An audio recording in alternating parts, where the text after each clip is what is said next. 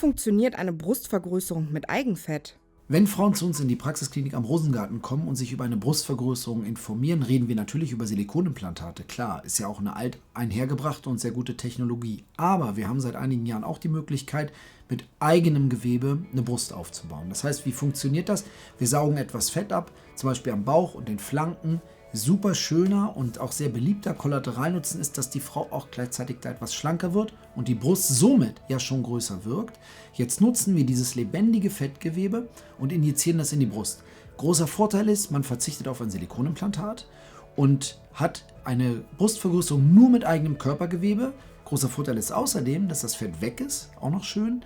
Und großer Nachteil, muss man allerdings auch sagen, ist, dass das Fett natürlich weicher ist und nicht so eine Spannkraft hat wie das Implantat. Das heißt, die Ergebnisse sind nicht so extrem wie bei der Brustvergrößerung mit Silikonimplantat. Für wen ist die Brustvergrößerung mit Eigenfett geeignet? Grundsätzlich ist es so, dass wir natürlich Fettgewebe brauchen. Das liegt ja in der Natur der Sache. Wir müssen ja irgendwo das Material gewinnen können. Meistens sagen die Ehemänner so, ja, ich würde mich jetzt hier an der Stelle auch mal anbieten. Sie können gerne von mir nehmen, aber das geht natürlich nicht. Das muss ja von der eigenen Person sein, logischerweise.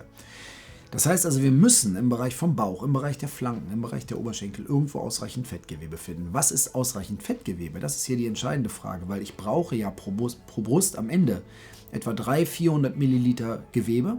Das heißt, 400 plus 400 macht 800. Das heißt, ich brauche ungefähr 1 Liter Fett. 1 Liter Fett entspricht 4 Stücken Butter. Jetzt muss jede Frau an sich runterschauen und sagen, okay, habe ich überhaupt 4 Stücken Butter? Weil wenn ich das nicht habe, dann brauche ich eigentlich gar nicht darüber zu reden, muss wahrscheinlich trotzdem am Ende auf ein Implantat ausweichen. Das ist die Voraussetzung für eine Brustvergrößerung mit Eigenfett. Um wie viele Körbchengrößen kann man mit dieser Methode eine Brust vergrößern? Wenn man eine Brustvergrößerung mit Eigenfett macht, dann muss man Abstriche im Resultat machen. Das sagen wir, also das ist nicht gleichzusetzen. Deswegen ist die Brustvergrößerung mit Implantaten ja auch nicht ausgestorben plötzlich, ja, sondern hat sich eine zweite Möglichkeit ihr zur Seite gestellt. Wenn ich zum Beispiel sage, ich habe ein schönes B gehabt oder ein kleines C und durch meinen Stillvorgang als Frau habe ich ein bisschen verloren und bin jetzt bei einem kleinen B, will aber wieder auf ein großes B. So, 3/4 Körbchen, halbes Körbchen, knappes Körbchen. Dann sind wir dabei und sagen, okay, da können wir mit dem Eigenfett helfen, wenn es denn vorhanden ist. Wenn ich aber sage, ich habe ein A oder ein B und will ein C oder D, Eigenfett keine Chance. Da wäre noch interessant zu überlegen, ob man etwas kleineres Implantat nimmt und zusätzlich im Dekolleté-Bereich Eigenfett macht, weil dann haben Sie 2 Fliegen mit einer Klappe geschlagen. Nämlich Fett weg, natürliche Haptik, natürliches Gefühl plus das Implantat etwas verkleinert, was die Komplikationen reduziert. Sieht man nach der OP, dass man eine OP hatte oder ist das Ergebnis natürlich? Wenn man eine Brustvergrößerung mit Eigenfett macht, dann ist es natürlich so, dass das Ergebnis wesentlich dezenter ist, auch haptisch, also vom Gefühl her, für die Frau selber, aber auch für denjenigen, der die Brust anfasst, ist das Ganze natürlicher. Das heißt, es fällt nicht ganz so auf. Eine Narbe finde ich eh nicht.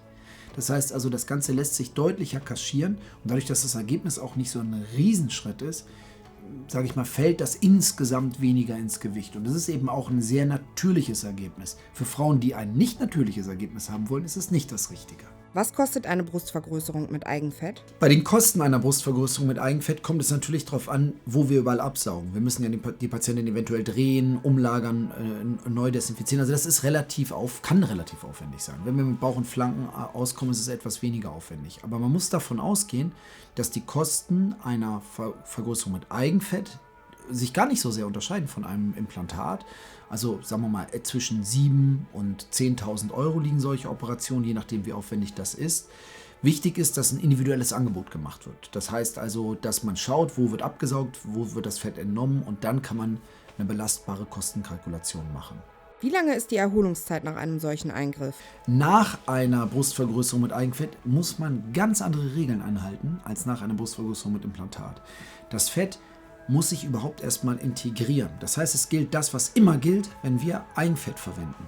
Kein Druck, keine Kälte, keine Wärme, also keine Sauna, kein Swimmingpool, kein gar nichts, kein Schlafen auf dem Bauch, kein Nikotin, also nicht rauchen, sonst geht das Eigenfett verloren. Das ist sau wichtig, weil sonst haben wir das ganze schöne Ergebnis am Ende ruiniert.